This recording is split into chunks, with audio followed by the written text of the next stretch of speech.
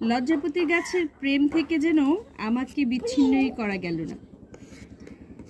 আজ একটা লজ্জাপতি গাছ নিয়ে এসেছি। এটা আসলে আমি এখন এটা বুনে দিব আমার ছোট্ট টবে।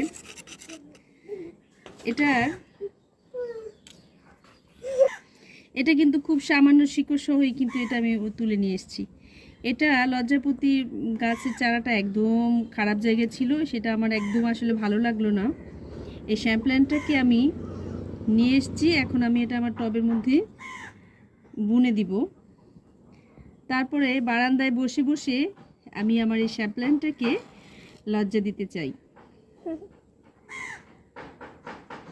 কিভাবে বুনতে হয় সেটা কিন্তু আমি আপনাদেরকে দেখালাম। লজ্জাপতির দানা থেকেই শুধু নয়, ছোট চারা হলে এরকম এটা কিন্তু মরে যাবে না। এটা একটু পানি বা পরিচর্যা পেলেই ও কিন্তু আবার তরতাজা হয়ে উঠবে। এভাবে ছোট্ট এই শ্যাম্প্ল্যান্টটাকে রোপণ করার পরে এরকম একটা ছোট্ট ডালা দিয়ে আমি এটা একটা এভাবে সুন্দর করে লাঠিটার সাথে এটা আমি একটু লাঠিটাকে সহযোগী করে এখানে ছোট্ট একটা লাঠি দিয়ে গোড়াতে একটু পানি দিয়ে দিব আর অপেক্ষা করব কিছু সময়ের জন্য। কিছুক্ষণ পরে দেখব লজ্জাপতি গাছগুলো আমার কাছ থেকে লজ্জা নেবার জন্য সম্পূর্ণ প্রস্তুত হয়ে গেছে।